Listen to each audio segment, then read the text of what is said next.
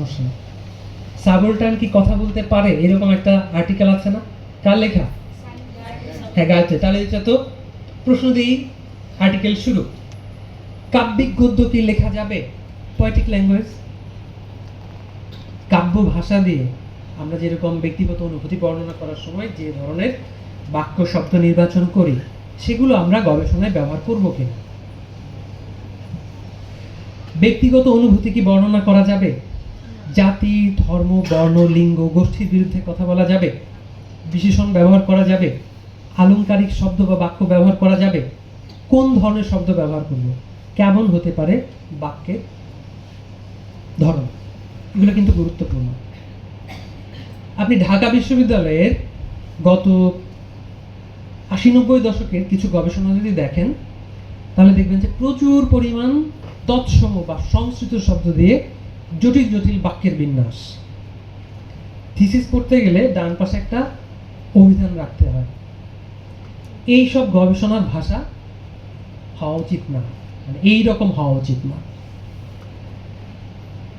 তাহলে কেমন হতে পারে সেগুলো নিয়ে আমরা কথা বলবো, একটু পরে আলোচনা করছি। যেমন কেমন ভাষা, এরকম ভাষাকে আমরা লিখবো। যেমন ধরা যাক যে বাংলা সাহিত্যের অসাধারণ প্রতিভা রবীন্দ্রনাথ ঠাকুর, সাহিত্যের গবেষণায় এইরকম লাগবো কিনা? রাখলে সমস্যা কোথায়? আপনি কি এরকম মূল্যায়ন করবেন একজন লেখককে অসাধারণ, শ্রেষ্ঠ, এই ধরনের উপাধিগুলো বা বিশেষণগুলো দিয়ে দিয়ে ভারাক্রান্ত করবেন, নাকি এটার দরকার আছে? আপনি তো শ্রেষ্ঠ কবি নিরূপণ করতে বসেন নাই। গবেষণার জন্য যে ধরনের বাক্য, যে ধরনের শব্দ আপনার চাই সেই শব্দগুলো আপনি করেন। আপনি যখনই বলে ফেলবেন যে রবীন্দ্রনাথ অসাধারণ প্রতিভা, অমুক প্রতিভা, তমুক প্রতিভা, এগুলো যে আরোপণ করা হয়, মূল্য আরোপণ করা হয়, তাহলে অন্যের সঙ্গে কম্পেয়ার করার জন্য তো আপনি এখানে বসেন নাই বা আপনি গবেষণায় যাচ্ছেন না। অসাধারণ বা সাধারণ প্রতিভা নির্ণয় করাটা আপনার কাজ না। মানুষের শ্রেষ্ঠ সৃষ্টি ভাষা, তাহলে মানুষ তো কম্পিউটারে বানিয়েছে, তাহলে সেটা কি সৃষ্টি না? তাহলে তখন হচ্ছে কি, তাহলে কোনটা শ্রেষ্ঠ? এই ধরনের আরোপণমূলক বিশেষণ ব্যবহার না করা উচিত। সাহিত্য জীবনের দর্পণ, এই বাক্যের সমস্যাটা কি? কেউ বলতে পারবেন যে এটাকে কেন সমস্যা হিসেবে দেখাচ্ছি? না না, এখানে আমি সমস্যা হিসেবে দেখাচ্ছি না। এটা যেমন একটা পয়েন্ট, এখানে মূলত আমি এনেছি এই জন্য যে ক্লিশে হচ্ছে কি, একটা শব্দ ব্যবহৃত ব্যবহৃত ব্যবহৃত হতে হতে জীবনানন্দের ভাষায়, যদিও কবিতা সম্পর্কে বলেছেন, জীবন সম্পর্কে বলেছেন যে শুয়োরের মাংস হয়ে যায়। জীবনানন্দ দাশের কবিতার লাইন যে ব্যবহৃত ব্যবহৃত ব্যবহৃত ব্যবহৃত ব্যবহৃত ব্যবহৃত হতে হতে শুয়োরের মাংস হয়ে যায়। এই বাক্যটা অনেকটা শুয়োরের মাংস হয়ে যাওয়ার মতন, কারণ এতবার ব্যবহৃত হয়েছে। আপনি খেয়াল করে দেখেন, ছোটবেলা থেকে আপনি শোনেন সাহিত্য জীবনের দর্পণ, সাহিত্য জীবনের দর্পণ, সাহিত্য জীবনের দর্পণ। একইভাবে আপনি শুনেন মানুষ সামাজিক, যে মানুষ সামাজিক, যে এরকম শোনেন না? এগুলো হচ্ছে ক্লিশে থেকে আপনার ভাষাকে মুক্ত করেন।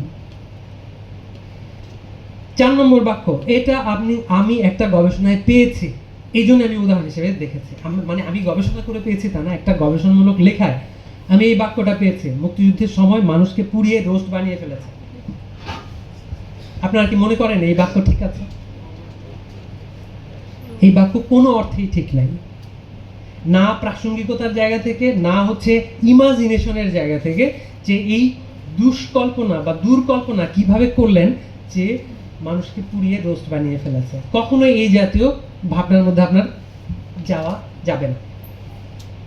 5 নম্বর, সৃষ্টির শুরু থেকেই সাহিত্য মানুষের কল্পনাকে প্রসারিত করেছে, সৃষ্টির শুরু থেকেই। এখন আপনি চিন্তা করেন যে এই বাক্যের সমস্যাটা কি হতে পারে? সৃষ্টির শুরুতে মানুষের খেয়ে কাজ ছিল না, সাহিত্য নিয়ে চিন্তা করেন। সৃষ্টি কবে শুরু হয়েছে? তখন থেকে সাহিত্য। আমরা কথা বলা শুরু করি, সেই সৃষ্টির শুরু থেকেই নারীরা নিপীড়িত হয়ে আছে। সৃষ্টির শুরু থেকেই মানুষ কল্পনাকে এইভাবে এইভাবে অমুক করে তমুক করে। সৃষ্টির শুরু থেকেই মানুষ এরকম ছিল, বলি না? এগুলো গদ, এই গদ বাধা রীতিতে আমি মানে মিনিমাম হয়তো এই গত বছর 12-14টা আর্টিকেল রিভিউ করতে গিয়ে এই টাইপের বাক্য, সৃষ্টি শুরু থেকে, সব সৃষ্টি শুরু থেকে। এরকম বাক্য লেখা যাবে যে মধ্যবিত্তের মতো স্বার্থপর অবিবেচক শ্রেণী হয় না, কোনো শ্রেণী সম্পর্কে আপনি এরকম একটা পজিশন নিয়ে কথা বলবেন না। শ্রেণীগত দুর্বলতার কথা বলতে পারেন যে এরা সাধারণত এরকম হতে পারে, নিষ্ক্রিয় আচরণ করে, সামাজিকভাবে প্রতিবাদ প্রতিরোধে অংশগ্রহণের ক্ষেত্রে সংশয় বা দ্বিধা থাকে। কিন্তু আপনি যখন বললেন এদের মতন খারাপই হয় না, অবিবেচকই হয় না, তখন তো মূল্যটা অন্যভাবে আপনি নির্ধারণ করলেন। আচ্ছা, পুরুষ সবসময় শোষক, নারী চিরসুন্দর, এরকম একটা গত কিন্তু আমাদের মধ্যে প্রচলিত আছে যে সবসময় শোষক বা চিরসুন্দর ইত্যাদি ইত্যাদি। আমরা কি এই বয়ান লিখতে পারবো? ধরলাম যে পুরুষ সত্যিই শোষক, পুরুষতান্ত্রিক সমাজ, কিন্তু তারপর আপনি বলবেন কি পুরুষতান্ত্রিক সমাজ, কিন্তু এটা বলবেন না যে পুরুষ সবসময়ই শোষক। আদিবাসীদের মধ্যে সৌন্দর্য চিন্তা নাই, এটা বলা যাবে? আমি একটা লেখাই পড়লাম, একটা না অনেকগুলো লেখা, বাংলাদেশের পার্বত্য চট্টগ্রামের, শেষ করব, পার্বত্য চট্টগ্রামের আদিবাসীদের বর্ণনা দেওয়ার সময় বলা হচ্ছে যে চাকমারা খুবই ধূর্ত। একটা বইয়ে কিন্তু, মুদ্রিত বই, চাকমারা খুবই ধূর্ত, আর ত্রিপুরারা এরা মোটামুটি শিক্ষিত, আর এরা অবশ্য বিজ্ঞান পড়তে পারে না, এরা বড়জোর সমাজ না, কলা বিষয়ক সাবজেক্ট এগুলোই পড়তে পারে। মানে চাকমাদের দ্বারা এটা সম্ভব না, ত্রিপুরাদের দ্বারা এটা সম্ভব না, ত্রিপুরারা এই সেই। তারপর হয়তো বলা হচ্ছে এই পাহাড়িরা কোনো কিছুর যদি এমনিতে বোকাশোকা, কিন্তু কোনো কিছু পাওয়ার যদি সম্ভাবনা থাকে তাহলে দল বেঁধে চলে আসে। এইভাবে কি কোনো একটা জাতিগোষ্ঠীকে বর্ণনা করা যায়? এগুলো হচ্ছে বর্ণবাদী দৃষ্টিভঙ্গি। ফলে এগুলো থেকে গবেষণার ভাষাকে মুক্ত রাখতে হবে। তারপর ভাষা কি হতে পারে? এগুলো সবই সরলীকৃত কথা। জাতি, গোষ্ঠী, শ্রেণী, ধর্ম, বর্ণ, লিঙ্গ, সম্প্রদায় নিরপেক্ষ যতদূর সম্ভব, শ্রেষ্ঠত্ব নিরূপণকারী বিশেষণ মুক্ত, যতটা সম্ভব ব্যক্তিক অনুভূতি মুক্ত, ভুল বানান মুক্ত, ব্যাকরণের দিক থেকে শুদ্ধ ও বোধগম্য। যেগুলো আমরা বানানের প্রসঙ্গ আসলে চিন্তা করার কারণ নাই, এখন আপনি সফটওয়্যারে দিলেই সব বানান শুদ্ধ করে দেবে, কিন্তু আপনি গবেষক হিসেবে অন্তত এই দায়িত্বটা বোধ করবেন যে আপনি শুদ্ধ বানান লিখবেন। ব্যাকরণগত দিক থেকে সংশয়পূর্ণ কিছু যদি থাকে তাহলে আপনি ব্যাকরণের বই দেখবেন, শুদ্ধ বানানের কোনো একটা নজির আপনার কাছে যদি থাকে, যেমন ধরুন বাংলা একাডেমি প্রমিত বাংলা বানানের নিয়ম, সেটা আপনি ব্যবহার করেন, এইভাবে কিন্তু আপনার সংশয়গুলো দূর করতে পারেন।